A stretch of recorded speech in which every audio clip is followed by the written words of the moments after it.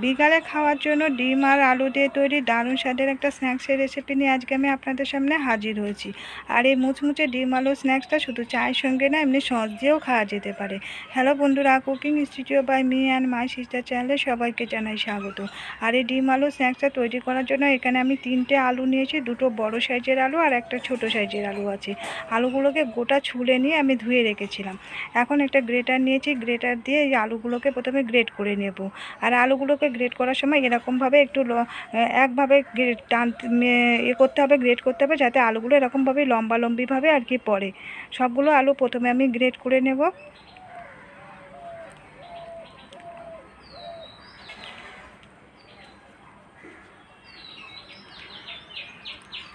সবগুলো আলু আমার গ্রেট করে নেওয়া হয়ে গেছে। এখন এই আলুগুলোকে ধুয়ে নেব। ধোয়ার জন্য একটা পাত্রের মধ্যে আমি কিছুটা জল নিয়েছি। জল নিয়ে যে আলুগুলোকে দিয়েছি, আলুগুলোকে এরকমভাবে হাত দিয়ে কচলিয়ে কচলিয়ে আর তুলে নেব। আর এই যে জলটা থাকবে, এই জলটাকে রেখে দিলে তলায় কিন্তু সাদা একটা পাউডারের মতো অংশ পড়ে থাকবে, সাদা পাউডারের মতো। সেই তখন উপর থেকে জলটা ফেলে দিয়ে ওর মধ্যে আবারও জল ঢেলে দিয়ে রেখে দিয়ে এইভাবে 2-3 বার করে জল পাল্টিয়ে পাল্টিয়ে পটেটো কর্নস্টার্চ তৈরি করে নিতে পারবেন। আর পটেটো কর্নস্টার্চ কীভাবে তৈরি করবে সেই ভিডিওটা আমাদের চ্যানেলে কিছুদিন আগে দিয়েছিলাম। খুব সহজ পদ্ধতিতে পটেটো কর্নস্টার্চ তৈরি করে নিতে পারবেন। আর এই যে আলুগুলো গ্রেট করে নিয়েছি, আর এখানে 3টে আলু আমি সিদ্ধ করে খোলাগুলোকে ছাড়িয়ে রেখে দিয়েছিলাম। এখন এই আলুগুলো, এই ডিমগুলোকে আমি একটু লম্বালম্বিভাবে সবগুলোকে 4 পিস করে কেটে নেব।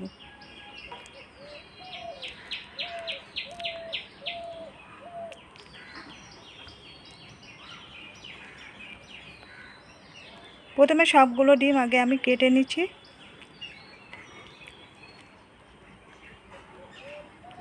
অনেক সময় আমরা বাড়িতে যে কোনো স্ন্যাক্স তৈরি করি, অনেক স্ন্যাক্স আলু এই যে গ্রেট করে যখন তৈরি করা হয়, তখন এই যে এরকমভাবে গ্রেট করে নিয়ে ও সাদা অংশগুলো ভেতরে যখন জমবে, ওটা কিন্তু ফেলে না দিয়ে পটেটো কর্নস্টার্চ তৈরি করে রেখে দিলে যখন যে স্ন্যাক্সের মধ্যে কর্নফ্লাওয়ার দেওয়ার প্রয়োজন পড়ে, তখন ওই পটেটো কর্নস্টার্চগুলো ব্যবহার করা যেতে পারে। আর এই যে গ্রেট করা আলুগুলো আমি ধুয়ে রেখে দিয়েছিলাম। আর এখানের মধ্যে নিয়েছি কিছুটা পেঁয়াজ কুচানো আছে, 2টো ছোটো ছোটো সাইজ টুকরো করে পেঁয়াজ কুচানো আছে। আর কাঁচা লঙ্কা কুচি আর ধনেপাতা কুচি আছে, 5টে কাঁচা লঙ্কা কুচি আর কিছুটা ধনেপাতা কুচিগুলো দিয়ে দিলাম। দিয়ে দিচ্ছি আদা বাটা 1/4 টিস্পুন, নুন দিয়ে দিলাম স্বাদ মতো। আর ভাজা মশলা দিয়ে দিচ্ছি 1/2 চা চামচ। গরম মশলার গুঁড়ো দিয়ে দিলাম 1/4 টিস্পুন। এখন এর মধ্যে দিয়ে দিচ্ছি বেসন।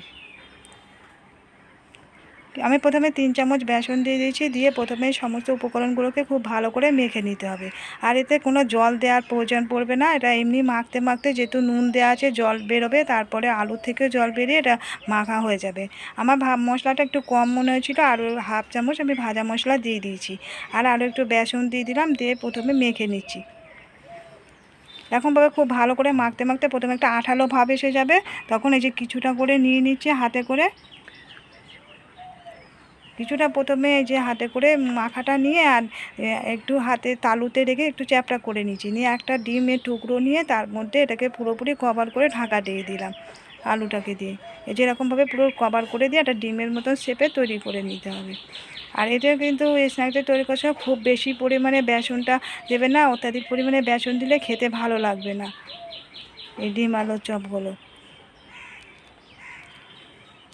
একটা তৈরি করে নেওয়া হয়ে গেছে, আরও একটা আমি তৈরি করে নিচ্ছি। এরকমভাবে প্রথমে আগে সবগুলোকে তৈরি করে নেব।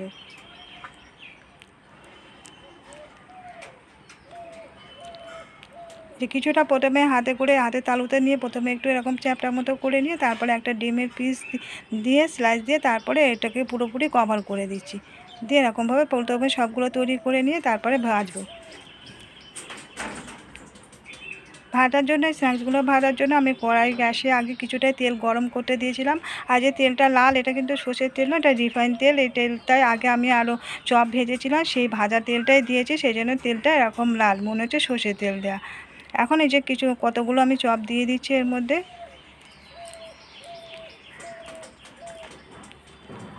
আর গ্যাসের ফ্লেমটা মিডিয়ামে রাখতে হবে, কেননা যেহেতু এটা আলুগুলো কাঁচা আছে, সেই জন্য একটু সময় নিয়ে এগুলোকে ভাজতে হবে। গ্যাসের ফ্লেমটা লো হাই করে দিয়ে ভাজলে কিন্তু এগুলো তাড়াতাড়ি ভাজা হয়ে যাবে, কিন্তু কাঁচা কাঁচা থাকবে। এখন এগুলোকে একটা সাইড ভাজা হয়ে গেছে, উল্টিয়ে দিচ্ছি।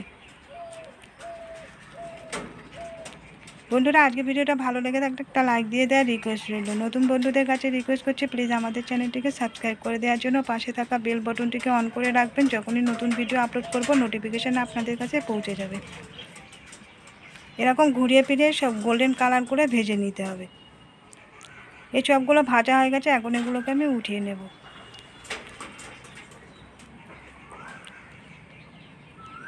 বাকি চপগুলো একই রকমভাবে ভাজা করে নেব।